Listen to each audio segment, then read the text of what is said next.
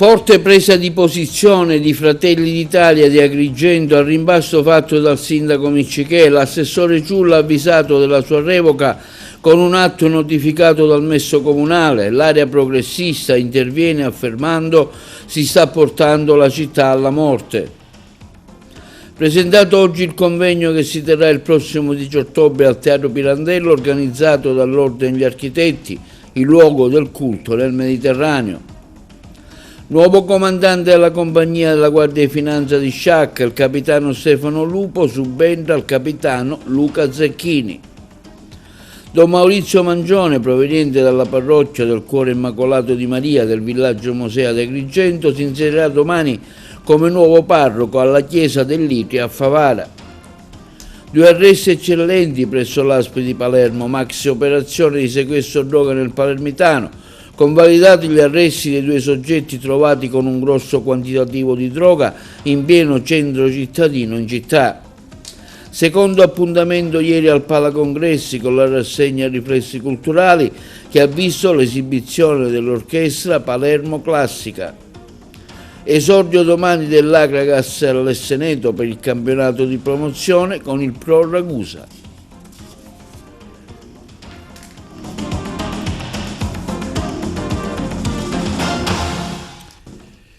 Buongiorno, benvenuti con un nuovo appuntamento di oggi sabato 27 settembre sul rimpasto effettuato ieri dal sindaco Miccichè al comune di Agrigento. Forte presa di posizione di Fratelli d'Italia. Costantino Ciulla è stato avvisato delle dimissioni con un atto notificato da un messo comunale senza alcuna interlocuzione politica con i vertici del partito, un comportamento assolutamente inaccettabile per Barba, presidente provinciale, e Antinoro, coordinatore cittadino. Il dettaglio in questo servizio. La notizia del rimpasto nella giunta di Miccichè è arrivata ieri in redazione alle 13:43. Ufficialmente il sindaco ha comunicato di aver effettuato un mini avvicendamento nominando 2 nuovi assessori al posto di Costantino Ciulla, già dimissionario Aurelio Trupia. Subentrano Sandro Montalbano, direttore amministrativo di un istituto scolastico, e Riccardo Accurso Tagano, praticante avvocato. A Montalbano sono state affidate le deleghe della cultura, beni culturali, rapporti con il parco archeologico.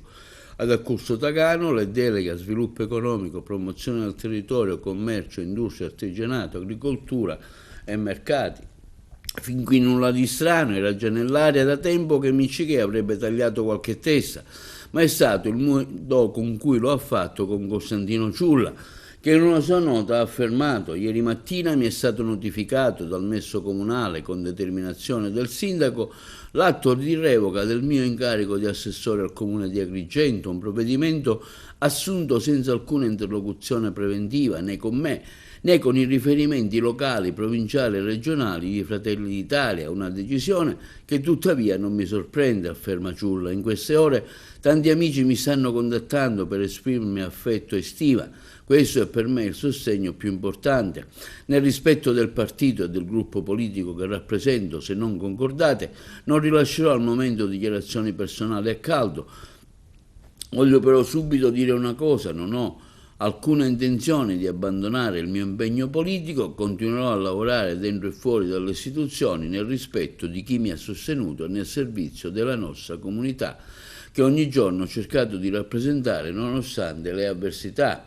Sul rimpasto interviene anche il partito di Fratelli d'Italia, affermando come abbiamo 5 consiglieri su 24 nel Consiglio Comunale, attraverso il presidente provinciale del partito, Adriano Barba, e il coordinatore cittadino Paolo Antinoro, parlano di comportamento assolutamente inaccettabile per la decisione del sindaco Miccichè di revocare l'assessore alla cultura Costantino Ciulla. Abbiamo appreso con sorpresa e amarezza della decisione del sindaco di Agrigento senza alcun tipo di confronto preventivo né con il presidente provinciale né con il coordinatore cittadino né con il capogruppo consigliare, dicono Barba e Antinoro. Si tratta di un atto improvviso, immotivato, gravemente irrispettoso nei confronti di Fratelli d'Italia, di fatto la componente più importante della maggioranza che fino ad oggi con coerenza e lealtà ha sostenuto le scelte del primo cittadino.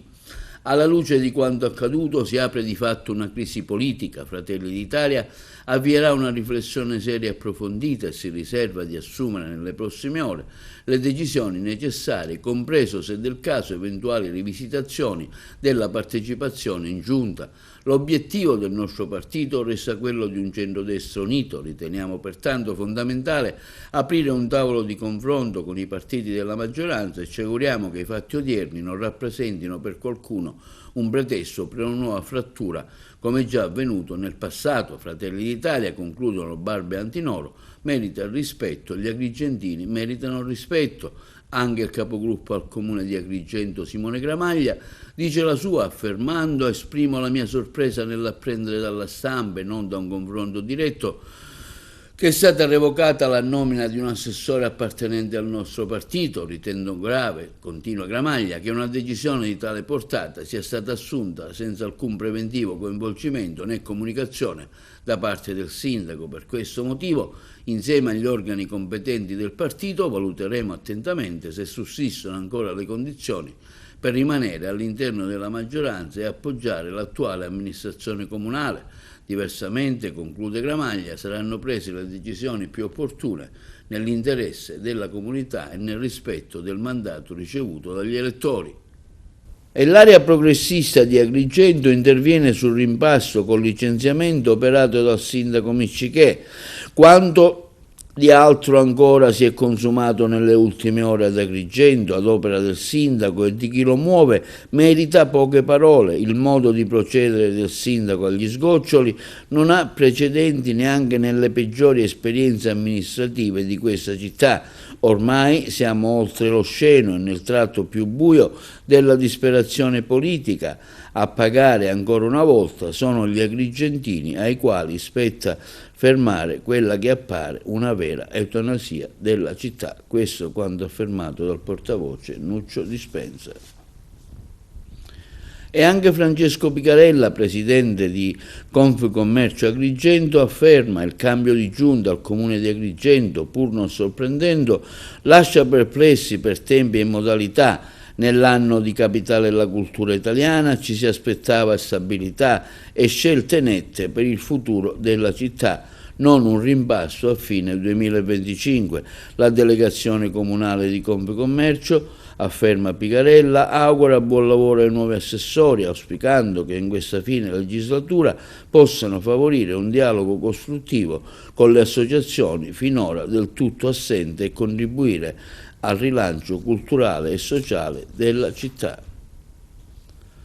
Conferenza stampa oggi dell'Ordine degli Architetti di Agrigento in vista dell'evento Luoghi di culto nel Mediterraneo, che si terrà il prossimo 10 ottobre al Teatro Pirandello di Agrigento e che verrà riuniti 110 rappresentanti dei vari ordini provenienti da tutta l'Italia. All'interno dell'evento anche la premiazione del concorso della Matita d'Oro nel Mediterraneo. Relazioneranno anche Gwendalina Salimei e Mario Cucinella. Ce ne parla più approfonditamente il presidente dell'ordine Rino Lamendola. Presidente, il 10 ottobre un interessante convegno che l'Ordine degli Architetti organizza sia per un confronto su Agrigento Capitale della Cultura.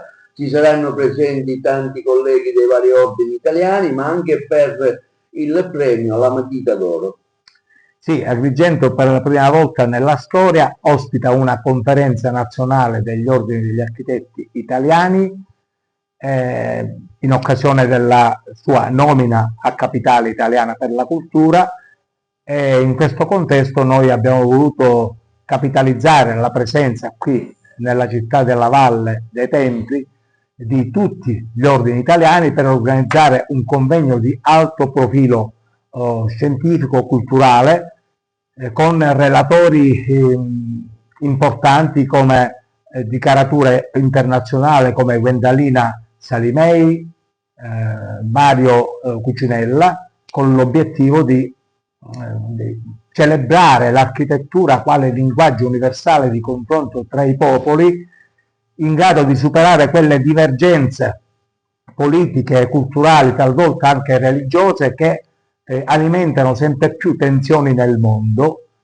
come quelle che drammaticamente stanno colpendo in questo momento i paesi della ucraina e della Sicilia. In questo drammatico scenario è particolarmente significativa la scelta del tema i luoghi di culto nel Mediterraneo, sia per il convegno che per il premio di architettura. Mi riferisco al premio internazionale Matita d'Oro del Mediterraneo, che è stato bandito dal nostro ordine lo scorso mese di maggio e che è aperto a tutti gli architetti che hanno progettato una chiesa, una sinagoga, una moschea realizzata in uno dei 42 paesi del bacino del Mediterraneo. A vincere questo premio è stato un italiano, il famoso architetto di Savona Gianluca Peluffo, ma il suo progetto riguarda un'interessante moschea che è stata realizzata in Egitto. Ed ecco qui che viene fuori la trasversalità quella trasversalità dell'architettura che noi vogliamo esaltare, vogliamo celebrare con il nostro evento, che si articolerà in 2 sessioni. La prima sessione sarà coordinata dal noto critico e storico dell'architettura contemporanea Luigi Pestinenza Puglisi, mentre la seconda sarà coordinata dalla direttrice editoriale della rivista La Chiesa Oggi, Caterina Parrello.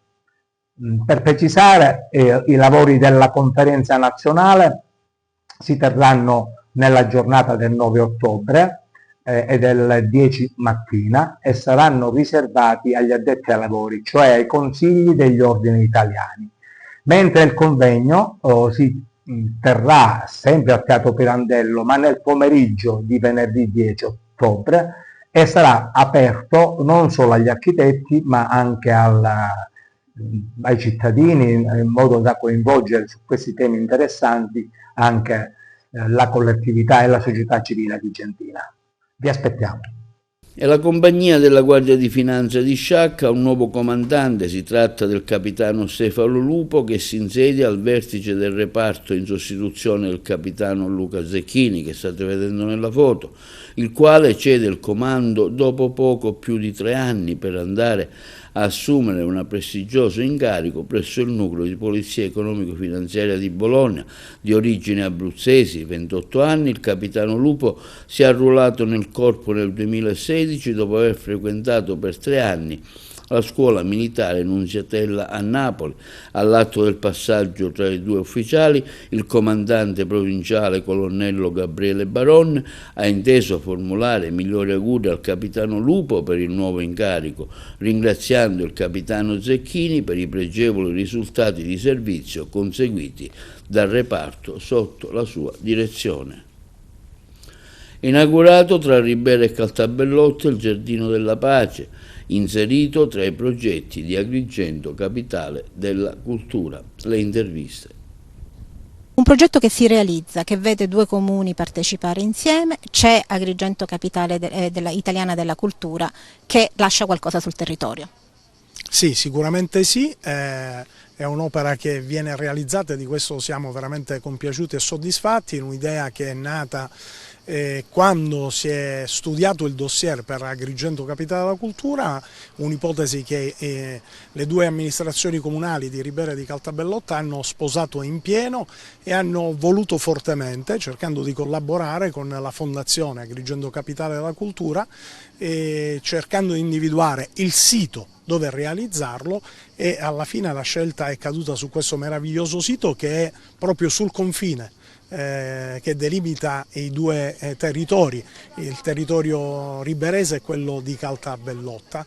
Il Giardino della Pace, questo belvedere della lucertola, è stato realizzato, come potete vedere, in maniera magistrale da questi gardener designer a cui è stato affidato il compito di fare questa realizzazione in un posto che è incantevole già di per sé, perché ci troviamo di fronte al castello di Poggiodiana, sulla vallata del Verdura, i nostri famosissimi agrumi della nostra arancia di Ribera DOP, e con un significato, un messaggio che vogliamo mandare al mondo intero in un momento di crisi internazionale dove siamo tutti in ansia e preoccupati per le guerre che ci sono, che parta un messaggio da questo territorio, da Ribera e da Caltabellotta città della pace, perché finalmente si possano fare cessare le armi, i missili, i droni e soprattutto le migliaia e migliaia di vittime che ogni giorno sono causate da queste guerre, perché finalmente si possa apprezzare invece il bello che la vita offre,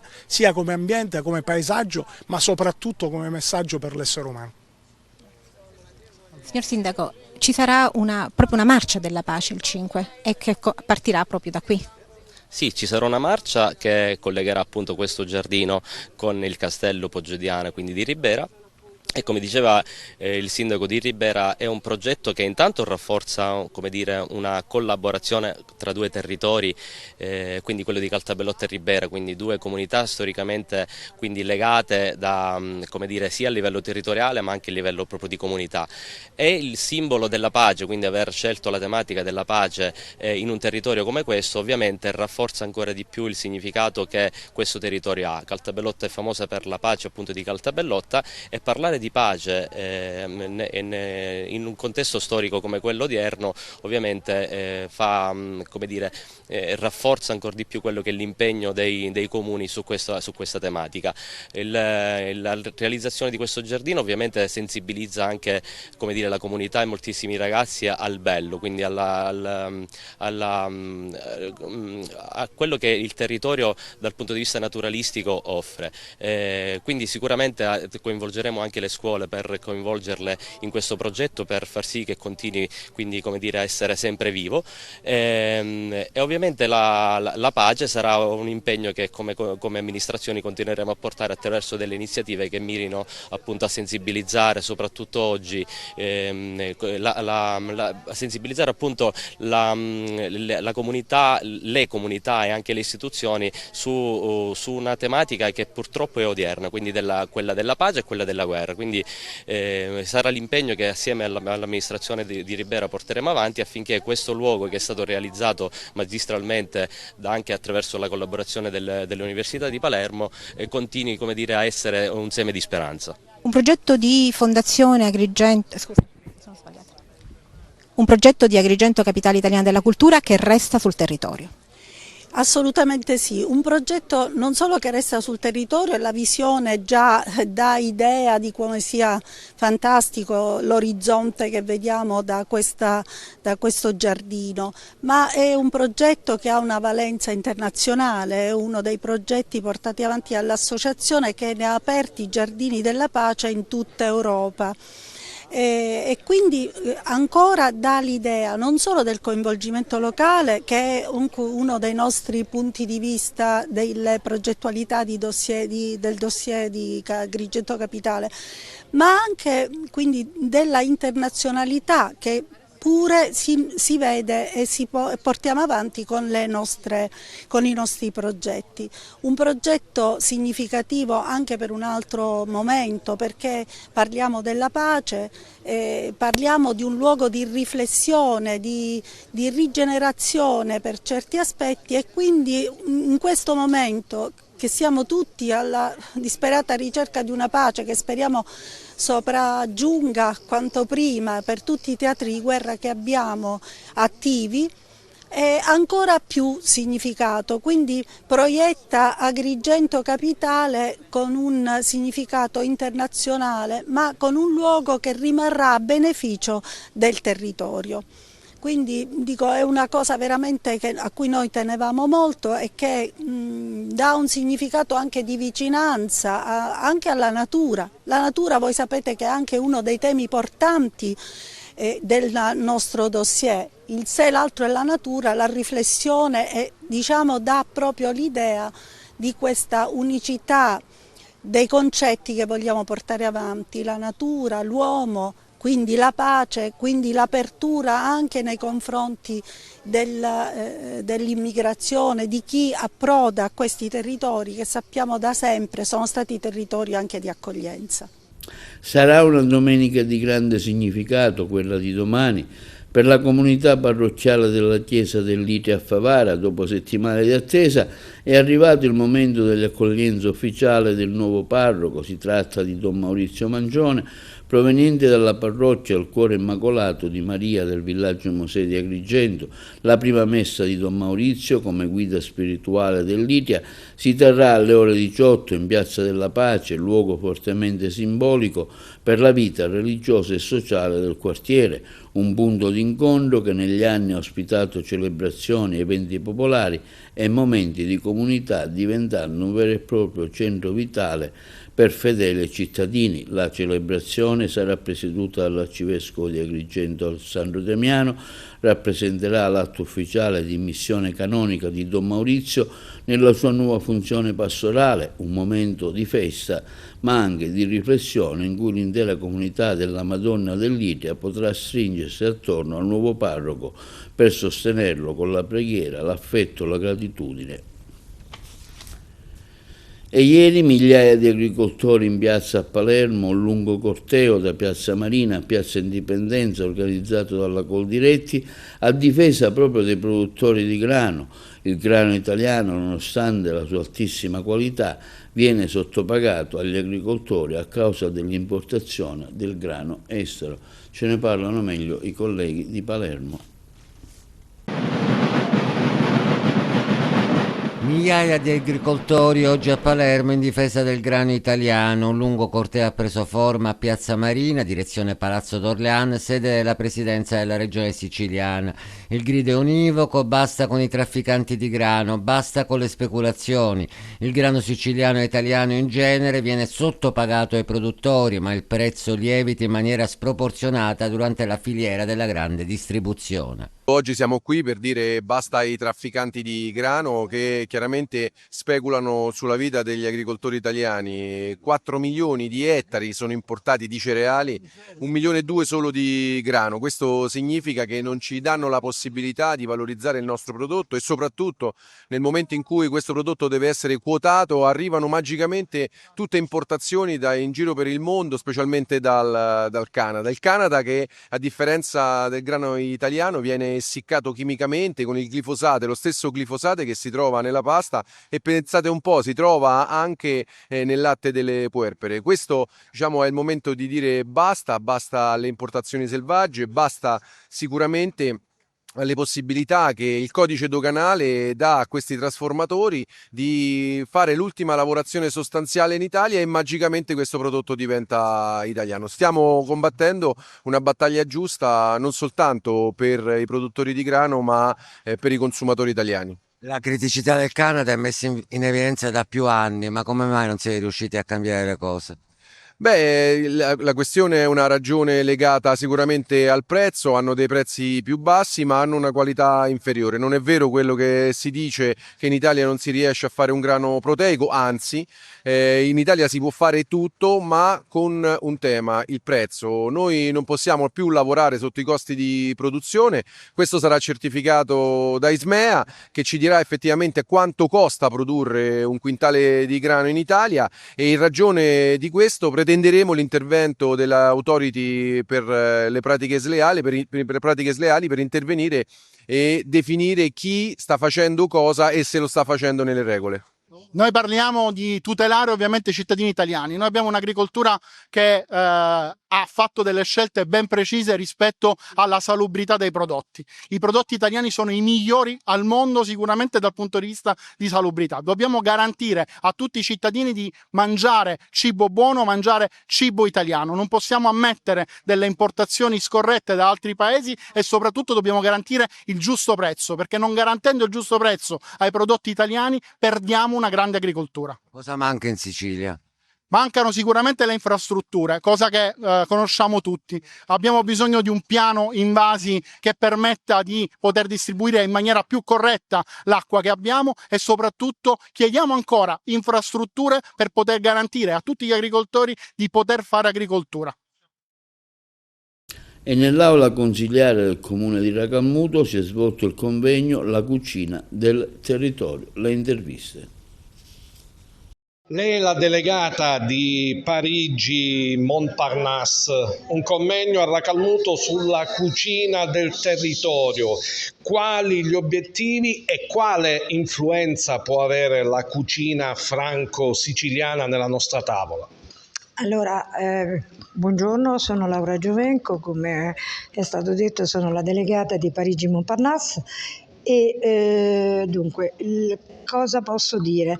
La cucina italiana non è altro che l'esempio più elegante, più completo che rispecchi tutto ciò che la cucina italiana e tutta la cultura che oggi si vuole tramandare di padre in figlio, di radici, di tradizioni e tutto ciò che è a côté della cucina.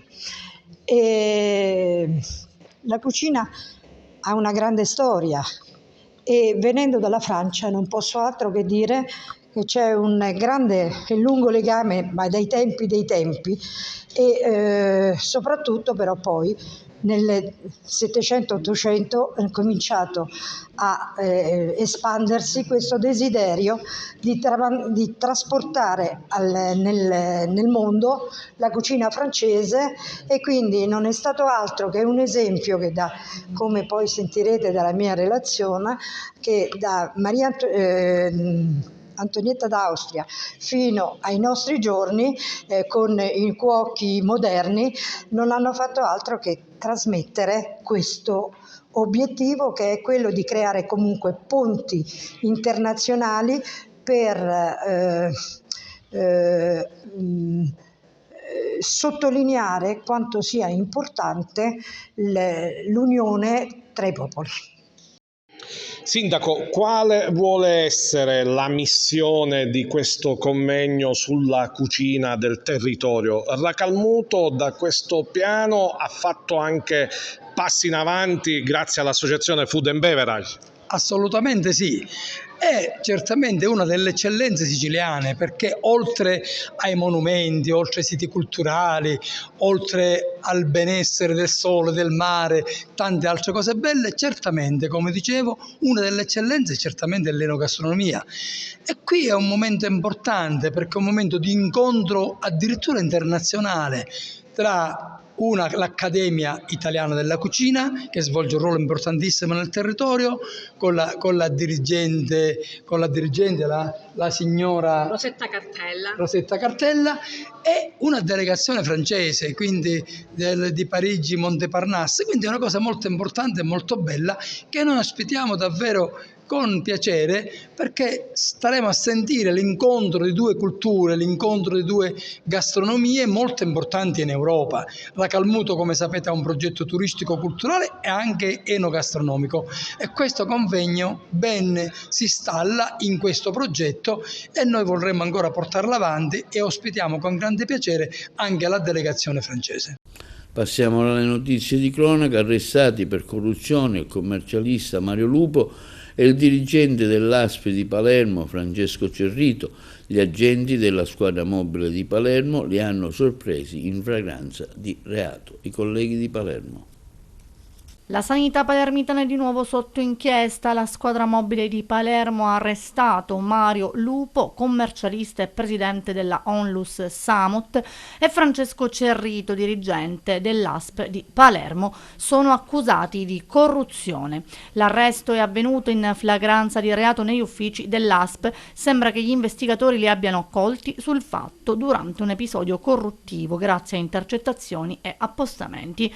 Lupo è un consulente molto conosciuto a Palermo e guida una Onlus che offre cure palliative in tutta Italia. Non è ancora chiaro se la corruzione sia legata alla sua attività nella Onlus o ad altri affari. Cerrito invece ha un ruolo importante all'ASP, dove si occupa dell'accreditamento delle strutture private, un ambito molto delicato. In passato è stato anche sindaco di Villabate, ma si dimise per problemi politici. Le indagini sono ancora in corso, con perquisizioni e interrogatori di testimoni per raccogliere le prove. Linea alla regia per la pubblicità. Arresto convalidato e custodia in carcere per il meccanico Calogero Conti, di 38 anni, di Grotte, e Rudanile Calle, 37 anni, disoccupato, residente in provincia di Napoli. Lo ha disposto il giudice per le indagini preliminari del Tribunale di Agrigento Jacopo Mazzullo. I due indagati, difesi dagli avvocati Giuseppe Zucchetto, Calogero Meli, Carmelo Amoroso e Salvatore Buongiorno, sono stati fermati mercoledì dai carabinieri del nucleo operativo radiomobile della compagnia di Agrigento in un blitz scattato nella centralissima via Mera. I militari dell'Arma hanno monitorato e poi interrotto la consegna di una partita di oltre 14 kg di hashish consegnata dal corriere marocchino al meccanico agrigentino. I militari così sono entrati in azione non appena il 37enne ha consegnato la valigia con la droga all'interno dell'auto del grottese. La perquisizione è stata poi estesa anche all'abitazione di Conti, nel corso della quale sono stati rinvenuti altri 281 grammi di hashish, 23 grammi di cocaina, 45 grammi di marijuana, una pistola caricata a salve priva del tappo rosso, 27 ogive calibro 38 e 15 inneschi per cartucce per pistola, oltre circa 4.000 euro in contanti. Maxi operazione antidroga dei carabinieri tra Palermo, Leccara Friddi e l'Isola delle Femmine. In manette 2 giovani, mentre un terzo è stato denunciato dopo essere stato sorpreso a spacciare in strada. I colleghi di Palermo.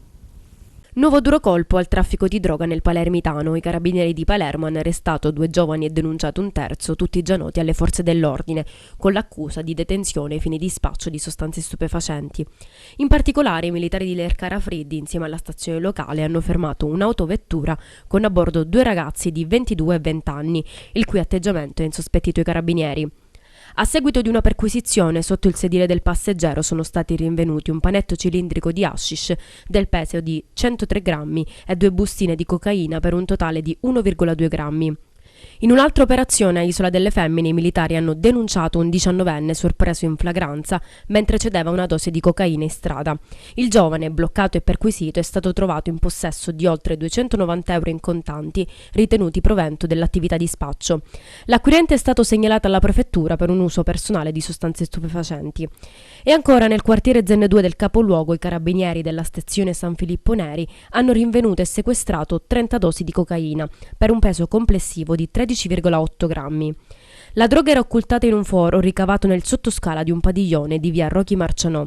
Tutta la sostanza stupefacente è stata sequestrata e inviata al laboratorio del Comando Provinciale per le analisi qualitative e quantitative. Potenziata la presenza della compagnia aerea Ryanair, aggiungendo altre 11 tratte dall'aeroporto di Trapani. Birgi, i colleghi di Trapani. Ryanair torna a puntare con decisione sull'aeroporto di Trapani Birgi. La compagnia irlandese ha annunciato un investimento da $200 milioni per rilanciare la base di Trapani Marsala, che torna così ad essere strategica nelle rotte del Mediterraneo. La svolta è arrivata dopo la decisione della regione siciliana di abolire l'addizionale municipale sugli aeroporti con meno di 5 milioni di passeggeri l'anno, una tassa che da tempo gravava sui biglietti e rendeva meno competitivo lo scalo. Con la sua cancellazione, Birgi ha riacquisito appeal agli occhi dei vettori internazionali e Ryanair ha colto subito l'occasione. Il nuovo piano prevede la conferma di alcune rotte e l'arrivo di ben 11 rotte nuove capaci di collegare la Sicilia occidentale con l'Italia e l'Europa. Sul fronte nazionale arrivano nuovi voli per Verona, Bari e Pescara, ma è sul versante internazionale che l'offerta si fa più ricca. Londra, Bruxelles, Bratislava, Katowice in Polonia, Stoccolma, Saarbrücken e Baden-Baden in Germania e Dortmund nel Regno Unito. Una network che va dal nord Europa al cuore del Mediterraneo e che secondo la compagnia potrà generare centinaia di migliaia di passeggeri nei prossimi mesi.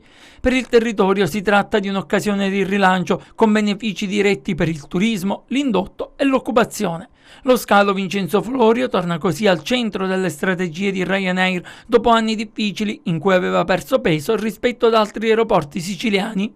Adesso la sfida sarà mantenere alti i numeri per costruire una rete stabile, valorizzando le bellezze naturali, culturali ed enogastronomiche del territorio trapanese. Con questo investimento Trapani Birgi guarda di nuovo all'Europa e si prepara ad accogliere un flusso crescente di viaggiatori, un segnale di fiducia che potrebbe segnare l'inizio di una nuova stagione per il turismo e l'economia locale. Costruire palestre in tutti i reparti onco-ematologici di Palermo, perché centinaia di studi scientifici hanno dimostrato che il movimento ha un ruolo fondamentale nella cura dei pazienti affetti da leucemie e tumori del sangue. Conferenza stampa presso la Federfarma di Palermo, lo ha confermato Giuseppe Piazza, istruttore di Pilates e dell'associazione Core e Spazio. L'intervista di Palermo. La ricerca di oggi è la soluzione dei problemi del domani. La lotta alle malattie del sangue rappresenta uno dei traguardi prossimi, attraverso i quali, donando con una passeggiata, con il contributo in una passeggiata non competitiva che si terrà domenica prossima con partenza dalla piazza della Camera di Commercio, anche la farmacia palermitana vuole essere presente, vuole dare il suo contributo con i farmacisti, ma anche sollecitando e stimolando i tanti pazienti che ogni giorno entrano nelle nostre farmacie a partecipare per dare questo contributo che può essere risolutivo nella lotta a questa malattia. Va una marcia per raccogliere fondi, ma non solo, una marcia per stare insieme a centinaia di cittadini i quali sono consapevoli che stando insieme si può lottare meglio contro le malattie tumorali, nel nostro caso in particolare contro la leucemia. Ma c'è un altro motivo, oltre alla raccolta dei fondi, in questa iniziativa. C'è il portare avanti un progetto che è un progetto del movimento, il progetto dell'attività fisica, che è molto importante sia per la prevenzione della salute in tante malattie, ma anche in quelle oncoematologiche, ma anche durante il trattamento. Oggi l'attività fisica, il movimento è entrato nel bagaglio terapeutico dei nostri oncologi, dei nostri ematologi. È molto importante anche durante i trattamenti, anche trattamenti molto delicati come la chemioterapia o anche dopo un trapianto, l'attività fisica. L'attività fisica aiuta a migliorare la qualità della vita, la metabolizzazione dei farmaci, aiuta e potenzia l'attività immunologica, in particolare alcune cellule antitumorali come i natural killer. Un'attività che oggi è sempre più legittimata da decine e decine di lavori che arrivano da ogni parte del mondo. AIL, ecco, iscrive tutto questo in quella idea di prevenzione che è molto importante. Purtroppo la prevenzione nel nostro paese è la cenerentola degli investimenti in sanità, ma invece la prevenzione può essere decisiva per migliorare, per allontanare le malattie e per migliorare la qualità di vita dei cittadini. Ma il Comune già si è mosso, ha sostenuto questo progetto, lo ha patrocinato e ci crede tanto. Coniugare sport e salute e quindi sanità è fondamentale. Grazie a questa iniziativa messa in piedi dall'AIL, da Federfarma e da Utifarma abbiamo avuto la possibilità di avere un'iniziativa che coniuga la sanità con lo sport e quindi è il connubio perfetto per poter fare un servizio davvero importante per i cittadini. Abbiamo una passeggiata che partirà da via Americo Amari domenica mattina e sarà un momento importante quello dell'inizio, perché avremo tanti medici che avranno lì anche la possibilità di fare screening così come previsto dall'organizzazione. Secondo appuntamento ieri sera al Palacongressi con la rassegna Riflessi Culturali organizzata dal Parco Archeologico con l'esibizione di Palermo Classica Symphony Orchestra. Noi abbiamo seguito la manifestazione musicale. Secondo appuntamento ieri sera al Palacongressi di Agrigento per la rassegna Riflessi Culturali organizzata dall'Ente Parco di Agrigento. Dopo il successo del grande musicista Steve Hackett, icona del rock mondiale, per riferimento al gruppo dei Genesis, ora è stata la volta della Palermo Classica Symphony Orchestra. Prima del concerto il saluto del direttore artistico della rassegna, Gaetano Aronica. Mettere qui un minuto di Gaetano Aronica. Paesaggistico della Valle dei Tempi e tutto lo staff del Palacongressi vi diamo il benvenuto alla prima serata, diciamo la serata di anteprima di riapertura dei battenti del Palacongressi. Lo faccio in ottima compagnia con i musicisti che scalpitano per suonare, ma non sanno che per questo è un appuntamento importante per ritornare, diciamo così, sul nuovo del diritto e parlare un po' di quello che faremo quest'anno. La visione del direttore del parco è stata quella che ci ha consegnato, secondo me facendo un regalo bellissimo a tutti noi, dandoci la possibilità di lavorare, ma direi alla città, con un programma preciso, dare al Palacongressi 365 giorni di vita l'anno, cioè farlo diventare un polo culturale che attragga, che si espanda sempre di più, che attragga soprattutto le giovani generazioni. Come vedrete il programma di quest'anno è indirizzato soprattutto a loro. Quindi l'esibizione della Palermo Classica Symphony Orchestra, che nelle 2 ore di esibizione ha eseguito brani tratti dai maggiori opere musicali, brani di Ennio Morricone, di Silvestri, di Zimmer, di Mencken, Williams. Sul palco a dirigere l'orchestra Solcin con il coro del maestro Pellitteri e l'esibizione della soprano Yuri Takano.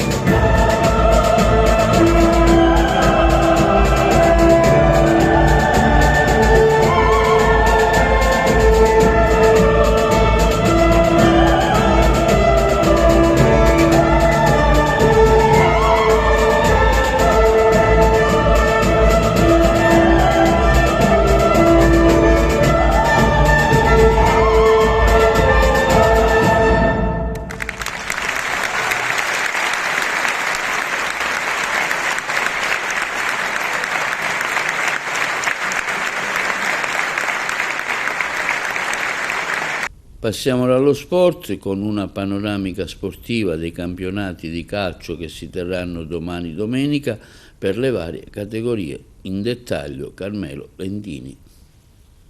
Tutto pronto per la gara di esordio dell'Agregas nel torneo di promozione Girone D allo Stadio Seneto, che lo vedrà opposto al Pro Ragusa del riconfermato tecnico Giuseppe Licitra. Si tratta della seconda squadra della città di Ragusa, che ricordiamo la prima è militante nel torneo di Serie D Girone I. La squadra è giovane con qualche calciatore di esperienza che mira ad un campionato senza particolari sussulti. Agregas a gran completo, specie dopo la squillante vittoria di Coppa Italia sul campo di Aragona e che affronterà mercoledì prossimo 1 ottobre allo Stadio Seneto per il return match. Infine sarà una terna arbitrale nissena-palermitana, quella designata per questa prima giornata del campionato di promozione Girone D. Per l'Agregas di Sebi Catania, che ricordiamo debutterà dunque all'Seneto a partire dalle ore 15:30 e come da comunicato della Lega Nazionale Dilettanti. A dirigere la gara è stato chiamato Giovanni Davola di Caltanissetta, con assistenti Francesco Biondolillo e Giusto Leone di Palermo. In eccellenza il capolista Licata si reca nella tana del Don Carlo Misilmeri, dove cerca punti importanti per confermare la propria leadership. Camarat in casa con il Malmesso e Bagheria, mentre l'Unitas Sciacca ospita il Cus Palermo, anch'esso senza punti in classifica generale. Iniziano anche i tornei di prima e seconda categoria, con diverse compagini agrigentine e nastri di partenza. Nel girone B di prima categoria si inizia con un derby molto interessante. Si tratta dei Cianciana Empedoclina, che mirano ad un campionato di tutto rispetto. I due mister Raimondo Salemi per il Cianciana e Mariano Cordaro per l'Empedoclina intendono iniziare il proprio cammino con il piede giusto. Nel piccolo stadio ciancianese si prospetta il pubblico delle grandi occasioni. Esordio esterno del ripescato Alessandra della Roca del tecnico Ettore Milanese con il Prizzi, una squadra che mira sicuramente ad un campionato d'alto livello. In seconda categoria girone B, esordio stagionale per le agrigentine, vale a dire Rive Platani, Vovo Marina Montallegro, Favara Calcio e Menfi. La prima esordisce a Caccamo contro il locale Atletico, mentre la seconda gioca in casa ed ospita il Città di Giuliana. Esordio casalingo per il Favara Calcio con il Sadraceno San Giovanni Bosco. Infine il Menfi va in trasferta a Rocca Palumbo nella tana del Roccali. Dunque si inizia, l'Agregas scende nuovamente in campo dopo l'amara estromissione, parliamo di estromissione al campionato di Serie D. Si riparte dalla promozione, ma c'è tempo di riprendere con un nuovo progetto sano che nel breve giro di qualche anno, così ha detto il presidente Laporta, ci riporterà nelle alte sfere calcistiche. Tutto pronto allora dunque? Siamo pronti a ripartire da una categoria che sicuramente non è conforme al blasone storico della società, però abbiamo sempre accolto di buon grado la collocazione nel campionato di promozione, del resto di più non si poteva chiedere, guai a pensarlo e a farlo, per cui siamo mentalizzati nella ripartenza dal campionato di promozione, guardando avanti nel medio e lungo termine con un progetto che auspicabilmente dovrebbe proiettarci in campionati superiori, però è bene sempre stare con i piedi per terra, fare un passo alla volta, giocare le partite, affrontare i campionati a misura che si presentano, senza esaltarsi più di troppo sin dall'inizio, perché non sarebbe corretto, non sarebbe neanche produttivo. Gli humor in casa Agregas, dopo questa rinascita, quali sono?